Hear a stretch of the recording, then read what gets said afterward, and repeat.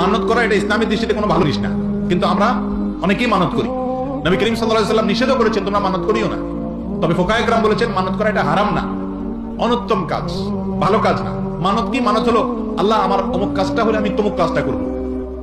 আল্লাহকে একটা শর্তের মধ্যে ফেলে এরপরে যায় কোন একটা ভালো কাজ করা। আল্লাহ আমার ছেলে ভালো রেজাল্ট করলে বা আমার ভালো রেজাল্ট হলে আমি গরিবকে 100টা টাকা দেব।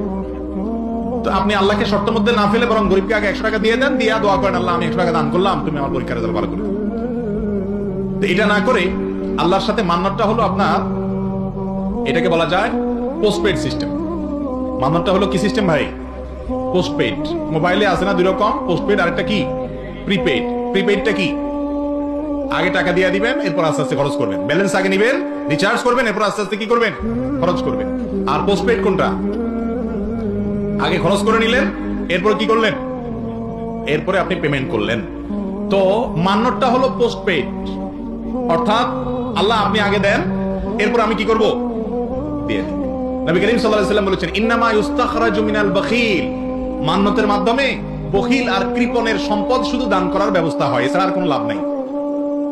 যে এমনি দিতে চায় না, কৃপণ, যে এমনি দিলে যদি কোনো কাজে না লাগে, এই জন্য শর্ত দেয় আল্লাহরে যে আল্লাহ আগে আমারটা হোক তারপর আমি দিব।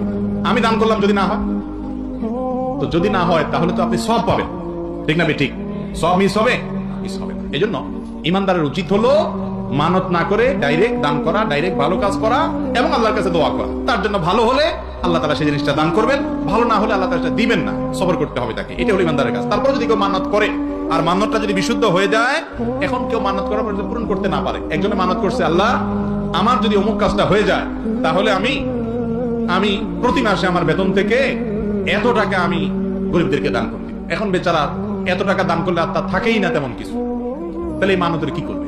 ফুকাহায়ে কেরামের অনেকে বলেছেন মৃত্যুর আগ পর্যন্ত চেষ্টা করবে যে যদি তৌফিকে থাকে দিবে, আর না হলে আল্লাহর কাছে মাপ চাইবে। তবে অনেক উলামায়ে কেরাম বলেছেন যে এর বিপরীতে যদি মানত ভঙ্গ হয়ে যায়, কোনোভাবে সে মানত পুরা করতে না পারে, তাহলে সেক্ষেত্রে সে ব্যক্তি কসমের কাফারা দিবে, অর্থাৎ 3টা রোজা রাখবে অথবা 10 জন মিসকিনকে কি করবে?